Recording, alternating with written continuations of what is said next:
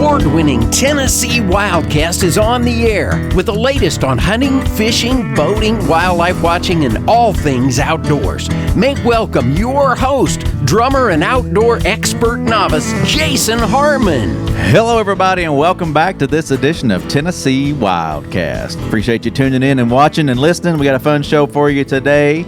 We're going to talk a little bit more about rehabbers today, Don. Yes, going to learn a lot more. Good to have you back with us. You bet. Good to be here. Good to be here. You want to kick off with a radio station for this week? Sure. ESPN WMC ESPN 790 in Memphis. Love that station. We're on Saturday mornings. We follow our good friend Larry Ray. Outdoors with Larry Ray's been on the air for 20 years. Just celebrated that recently. Yeah. And man, it's a great spot to be in. We appreciate WMC and all they've done for Wildcast. Yeah, awesome. That's pretty cool to think we're on an ESPN radio. I know, yeah. Wildcast is everywhere. We get out there. You mentioned Bristol to Memphis, and we'll go from Memphis to Bristol this time. Yeah, Memphis to Bristol. You can hear this show on the radio. You can catch us on your favorite podcasting platform. You can find that list of radio stations at tnwildcast.com. Yep. You can watch us if you want to look at us. We're not always the best thing to look at, but if you want to watch, you can do that on our YouTube channel, our Facebook, our Instagram. We're out there everywhere. Today's the exception. We have some very, very nice looking young ladies that are here. And this doesn't happen very often, I got to tell you. It's mostly guys, Ugly guys in here. Yeah, exactly. So we got, this is the show to watch. They have brightened our studio for sure. For sure. Thanks, guys. Glad to be here. Yeah. Well, let's introduce these ladies. Devon Blackburn from Lillie Birds Wildlife and Debbie Sykes from Nashville Wildlife Conservation. Great to be here. Hi, guys. Hey. They were here recently. We talked about injured and orphaned wildlife and that kind of thing. But today we're talking about rehabilitators and what they do. So that's going to be a fun conversation. I'm excited to get started in this. You talk about dedication. Mm-hmm. These two are a great example of the heart they have for the wildlife and taking care of nature, and you guys are you're awesome for doing what you do. And we get calls at the front desk a lot. What do I do? And you guys are our lifeline. You really are. And we appreciate what you do, and it's amazing how much you do with. You're a not-for-profit organizations, aren't you? We are. And how does that work? I mean, you donations and that kind of thing? Is that how you do your work? Yes. We have our lives outside of our rehabilitation work where we continue to get paid for our own cost of living. Right. Yeah. And then we are a part of these organizations that are not-for-profit and thrive on community charity. So, we can't cover all those costs. It gets nutrition alone is very expensive. Just for like a week of possums, you're looking at $100. Wow. One group of possums. Yeah. Right. So in the when you're not doing the wildlife rehabilitation, what do you each do for a living? I work in veterinary medicine. Okay. So I am, that's a good connection. It is. It helps. It's a huge help. But there's so much that clinically happens at my day-to-day job with companion animals that is not how it works with the natural history of the wildlife that we are dealing with in those settings. So there's a real good segue because animals to animals, but also it's a lot different. Right. And so I'm going to Vol State to also be a veterinary technician. And then I teach other wildlife rehabilitators through the IWRC, which is the International Wildlife Rehab Council. Okay. And so teach them how to be wildlife rehabilitators. There's a whole course for that. And then I also work for a board-certified veterinary behaviorist, so training animals and things like that. Neat. Yeah. Wow. So it's not very far outside of what you do as a rehabilitator. Your everyday profession. So that's pretty cool. And we get to use well that connected. We do. Yeah, there's a lot of carryover from one to the next. And you guys need, as part of what you do as a rehabilitator, you need to have a connection with a veterinary Absolutely. outlet, don't you? Yes. Somehow. Yeah, we're not, I think a lot of people think that we are veterinarians and they can bring us animals and we can give them antibiotics, but that's the vet's job. Right. Yes. Yeah. They have that formal education. They know expansive Dosages and all yes, that kind of thing. Yeah. Lots of things. We do have to take in, like Devon was saying, the natural consideration. So where you might shave a dog for surgery, you shouldn't shave. I got a possum in that had been shaven at a vet clinic and couldn't be released for months just because of, having to grow the hair back. You can't release a shaved possum. And That's things part of like that crossover. We're teaching them while they're teaching us. Okay. Yeah. It's a give. Yeah. Makes sense. Yeah, that's cool. That's cool. So it's sometimes on your own dime, and it's a lot of times on your own time, right? I mean, Yep. So you're looking for donations. Do you look for food donations as well as monetary donations? Yes, we do Yeah. have to kind of consider. So we both feed our animals very high-end, organic food because a lot of the times the pesticides do cause issues for things like turtles, and so it does take a lot of money to do that. So we are looking for that kind of food donations, and then the staples as well, like cat food and. Yes, and some that are very specific to that animal. So they don't all just eat cat food or dog food. You have to go out and get some really interesting things sometimes. Anything from small prey items that can be insects to small mammal prey items, and those are not just from the supermarket or the pet store. Right. So there's a lot of holes in my backyard from digging up dirt for our eastern mole. So yeah. Yeah. That's interesting. Yeah. So it's not as easy sometimes just to go buy the food that you need.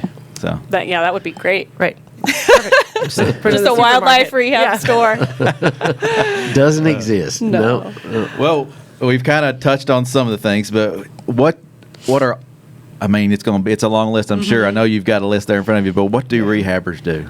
The easiest way to start off is just kind of by defining it. And so we brought our definition, which is the treatment and temporary care of injured, diseased, and displaced indigenous animals and subsequent release of healthy animals to appropriate habitats in the wild. So there's kind of a lot in there where we're not just raising babies and putting them back out. We have to do a lot to make sure that they're healthy, they're going back to the right environment. And that takes a lot of different types of knowledge. The approach in the rehab setting is the foundation for getting to that end goal. So you have to know the natural history of that animal. Yeah. You can't sit and stare at rabbits. They don't get stared at. Anytime that eye contact is made, that's usually the last time it's seen. Yeah.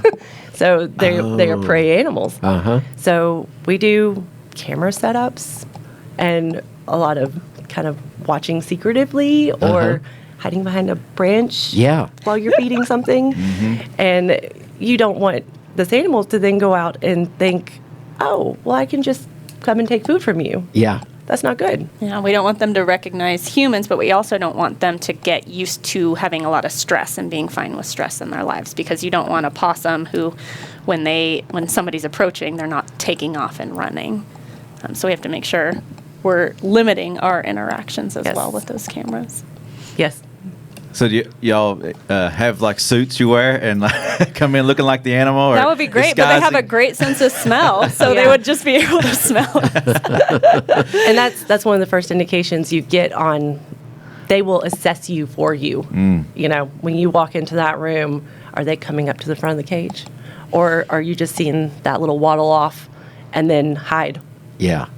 So I remember our experiences with the Appalachian bear rescue. Oh, yeah. And how that sort of tactic was always in place. That there's shielding up so that there was no human interaction or ability for the animals to see that it was a human providing the food. And it was placed through troughs and things that it's really interesting. All the extra effort you have to go through to make sure that part is held up. if you have nocturnal animals and diurnal animals, you got to stay just ahead of their schedule so that they're not engaging you while you're cleaning or feeding. Oh, okay. And you're yeah. not feeding a possum first thing in the day. You're adjusting your schedule so you feed them at nighttime when they wake up, so they get fresh food. And Yeah. there's a lot of stuff in the hospital setting too that has to kind of go into that. And how you put that, you can't put a bunny in near a hawk because you've got the predator-prey relationship. So you have different rooms. So you got to stress them all out by putting them in the same room. Yeah. I think about back to the feeding you mentioned. So y'all schedules are crazy, I'm sure. The different animals, the different feeding times. Talk a little bit about that. God bless our husbands. Yeah, we have good support behind us. We do. Oh, little mammals in particular that stay on a 24-hour schedule. So some of the little squirrels that come in, you're going to be up every 3 hours feeding those guys. And that doesn't stop until they're a couple of weeks old. Wow. And you might have many, many of them at one time. So it's not like you're just waking up and putting a little formula in. You're going to the next one. You're going to the next one. It takes some time. Wow. So, and they're not wanting to eat, right? Because they're in this new environment. Their mom, maybe they've been kidnapped. Maybe their mom's been killed, whatever. And so you're having to deal with the stress of that as well. It takes extra time when they first come in because, you need to manage that. So how about volunteers? You guys can't do every bit of that all the time, especially during heavy traffic times, I would think. it's impossible. Yes. Yeah, we have a really great group of volunteers. We have education volunteers, hospital volunteers, and then we also have transport volunteers because there's no way we can be feeding animals and helping people with something that, that injured bunnies or things like that need to come in. And not everybody has to work with the animals. Some people want to. Some people do not. A lot of support that they could provide. Yeah, food without needs to doing be that. prepared. Laundry needs to be washed and folded. Cages need to be cleaned. Sure, yeah. But then the volunteers have to adhere to those guidelines as well, making sure keeping your voices low. And it's such a different environment from their work or their regular life where you have to come in and, quiet, no perfume, no... Right. Yep. Huh. What if it's cedar or Whoa, that's a good question. Yeah. Everybody's got to rub cedar all over them before they come in. So more on what the rehabbers do. What's the qualifications? What's some qualifications that you look for or need to be able to do this work? Our baseline is what the state sets. Okay. So we have to meet all the criteria set by the state, and that's on a website that is accessible to the public. You're going to need at least 200 hours. As of now, this is what the criteria is. 200 hours to work with the animals that you're wanting to work with. And that's minimum, too, so that's... Right. The more, the better. The longer we do this, the more we're learning. So it's not every rehabber is going to do every species. So you want to really focus on the ones that you plan to work with. And then have your connections with your veterinary professionals, make sure that your facilities are set up and ready to go, and that it's going to be, a lot of us are home-based. So you have to have that support and understanding from your neighbors and your Right. family and Exactly. anybody else in that common area. So that's just where you start. And then there's our backgrounds individually and how that applies. So some people need to learn more medicine. We're okay with the medicine, but a lot of people don't understand those things yet. So from there, knowing what your commitment to the public is, that's a huge one. Be prepared to educate people. Be prepared to report to different divisions of wildlife management, really, or biology. A lot of research happens in our environments. So I could really go on for a while with that one. And it doesn't happen overnight. It took several years for me personally in a couple of different states before I started doing what I'm doing here.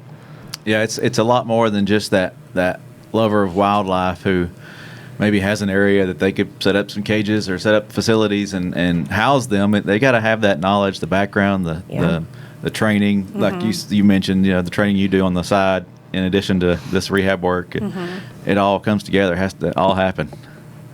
Yeah, and really, I think the biggest thing is being able to take a step back and think, like, how are my animals really doing? And comparing your animals versus the animals in the wild, they should look and kind of act the same. And so that's a big disconnect that I think a lot of people who try to raise squirrels and raccoons and fawns on their own that aren't permitted, they think like, oh, well, we raised them and they're fine. But when you kind of take that step back and you look, you realize, oh, there's a lot of things that aren't good. This rabbit's full of coccidia. Or this bird is just not in a full molt. Yeah. He's got stress bars on his... Everywhere. Oh my gosh, on yes. his feathers. So, and that's just because of all the handling or the inappropriate diet because, again, you can't go buy wild bird baby food. Right. It's a combination of things and... species specific. Yes. Yeah. So... which is why there are songbird specialists. That takes me back. We mentioned it in the other show with you guys, but you have a network of people that you work with. If you get a call and you're not the specialist for that, you know who to send them to. And we get a lot of calls at the front desk, and your all's names are given to them. The list is given to them that's on our website to find someone in their area. But y'all have a good network of people that you can rely on, right? And Tennessee is very lucky. We have an awesome songbird specialist in Middle Tennessee from Ziggy's Tree. And so very lucky to have someone like that. It's a big deal because that person has been doing what they've been doing for a long time, and they are also well connected and resourced. And, occasionally something blows in that's not supposed to be here. So, this is our first call. Yeah. we need you. And we learn a lot from each other. Because back to that whole not everybody works with every species thing. Mm-hmm. I couldn't tell you too much about turtles. Debbie's your person. I'll tell you all you want to know about turtles. Yeah, some folks love different types of wildlife, and I find a love for others that they don't so much want to care for, or than others. But anyway, that's cool. Anything else that y'all want to talk about what a rehabber does that we've missed so far? Yeah, there's a lot, but we'll narrow it down. I think one of the other things is the health commitment we have to the public. I know Devon talks a lot about zoonosis. And so you were asking about zoonosis. Yeah. That is, by definition, the potential to share diseases, essentially. So there are some parasites, external or internal, that some animals can give people. And some people, you'll see a lot of us wearing gloves when we're doing very routine things with animals. We can give them things. So it's just something that is transmissible back and forth. And it may not even just be us as a concern, but our companion pets or our agriculture animals. So we have really good cross-contamination protocols where we're not spreading things around. And we were just talking about one of the endemic issues that we're seeing right now, highly pathogenic avian influenza. And that's affecting a lot of the flocking birds that people use in agriculture or that you see congregating at water sources. So your ducks, your geese, turkeys, chickens.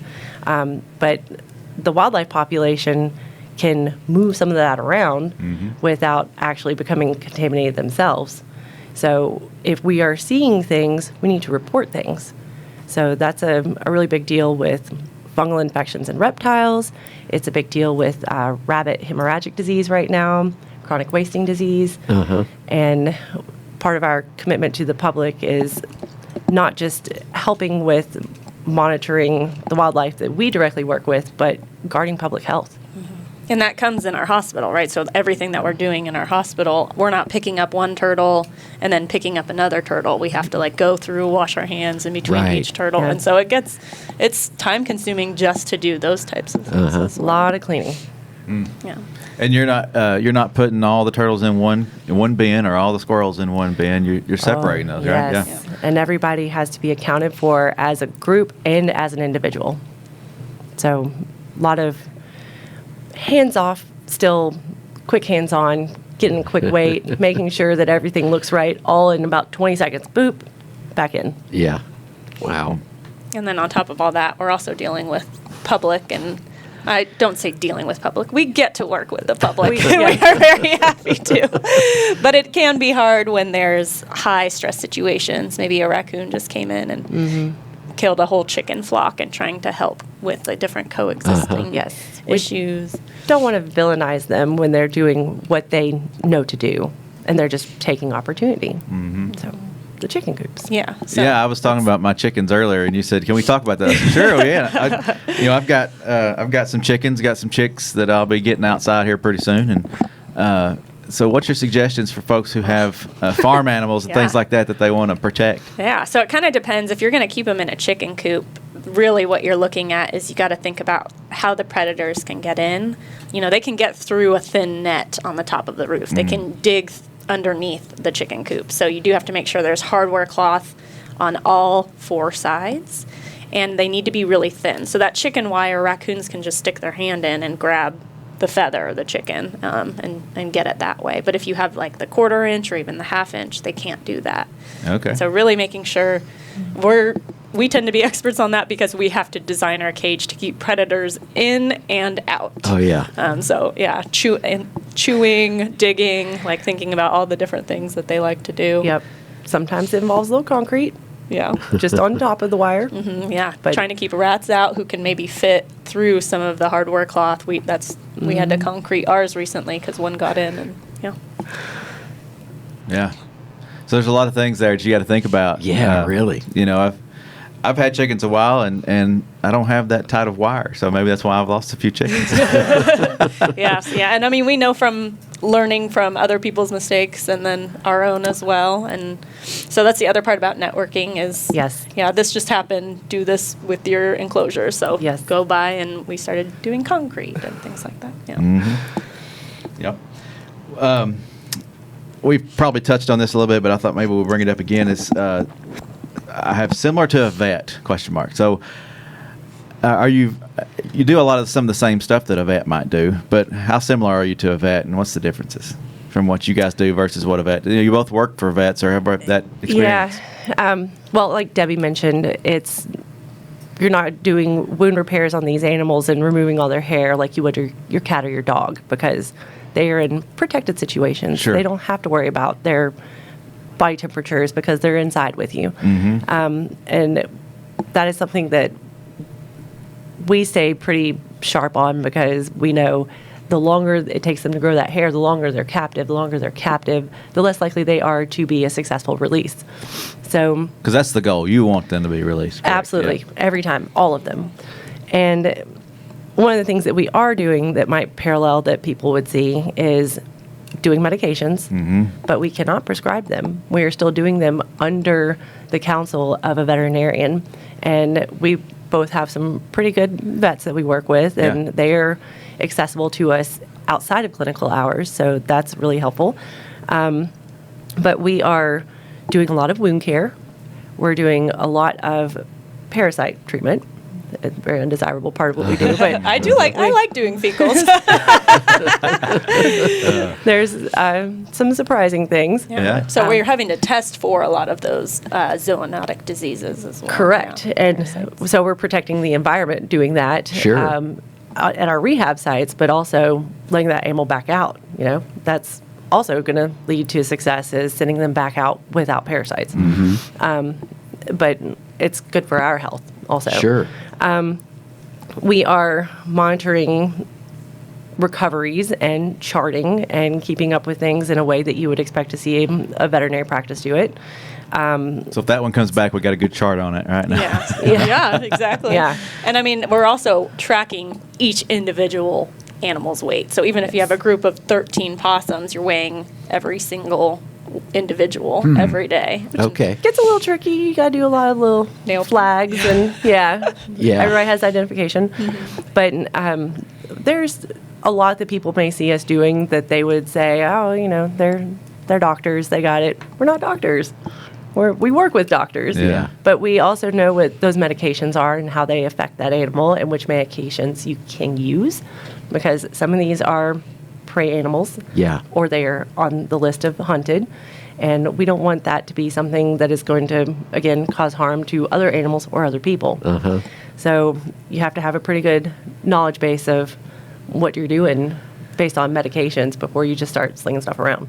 And you touched on something a second ago, too, that I know must be really important, to have after-hours access to that professional veterinarian, when you need it. Yes. Not that you want to overuse that, but it's a must-have, Right. really. You The gotta- amount Yes. of animals you get on a Friday evening at like 7 o'clock that need a vet. is Right. Or on pretty- the weekends. Yeah, it's pretty ridiculous. Yeah. Uh-huh. And knowing how to stabilize them, make sure that they are candidates for rehabilitation, because sometimes when the mower blade isn't up high enough, some of those animals can't be saved. But the ones that can, knowing the appropriate thing to do with that wound and get them through until they can go see the doctor. Right. And that brings up another good point is we do have to euthanize a lot of animals. Sure. And sometimes, it's heartbreaking, but it is ultimately what's best for that animal. And so having to explain that to the public as well can be very difficult. Right. On top of dealing with the euthanasia You don't as see well. bunnies or with carts on them, Yeah. Yeah. That won't work out in the wild. Right. They Yeah. will not, and they don't want to be, if you give a wild animal a chance, if you open up the cage, they're going to choose to leave, right? They don't want to be in captivity. So Right. keeping that in mind too. Well, before we run out of time, I wanted to ask about the education side. Y'all Yeah. are both educators. Are there any times that the animals become, they can't be released or used for education? Is that something y'all do as well? Yes. Yeah, so we have almost 10 education animals at our facility, and we keep it hands off, so we're not picking up animals and showing it to the public because that doesn't send a great message, Right. right? We're treating them like wild animals. We're doing some of that training that came from working with the vet behaviorist, so that's Okay. yeah, Awesome. good crossover there. Yeah. And just doing, trying to show people this is what a wild animal looks like in the wild. Uh-huh. Yeah. Uh-huh. Making sure that not every single animal is going to qualify for that either, just because they can't be released. So they need to be well-rounded and be okay with it themselves. They need that choice. And we go through a big assessment for that too. They have to meet all these different qualifications. Right. Before we run out of time, Yeah. anybody interested in donating to the cause, Oh, yeah. what's the best way to do that? You are welcome to visit our social media, Uh-huh. Lillie Birds Wildlife, or And then at Nashville Wildlife CC, we also have it on our website, which is nashvillewildlifeconservation.org. Okay. Yeah. Thank you. You bet. Well, we'll make sure that folks can click below or find your tags below and get to y'all's channels and donate. That'd be awesome. I'm sure y'all would appreciate that very much. Yes, We thank would. you. Well, thanks, Don. You bet. I Thanks to- learned a lot today. Yeah, I did too. And thanks to Rusty for pulling this together. And thank you, Devon and Debbie, for what you do and being on the show again. And we'll look forward to working with y'all in the future. Yeah. thank you. Yeah, thank y'all. Keep up the good work. This is Tennessee Wildcast. Remember tnwildlife.org for all things wildlife. Don't forget our e-store at shop.gooutdoorstennessee.com. Pick up a hat or some swag there. If you want a license, it's gooutdoorstennessee.com. So we encourage you to go out there and buy a license. Support wildlife and get outside and enjoy it. We'll see you next time. Thanks for tuning in. Stay connected with TWRA by visiting our website at tnwildlife.org and follow us on Facebook, Twitter, and Instagram. Hey, it's all about Tennessee wildlife. It's what we do. Tennessee Wildcast will be on the air again next week. We'll see you then.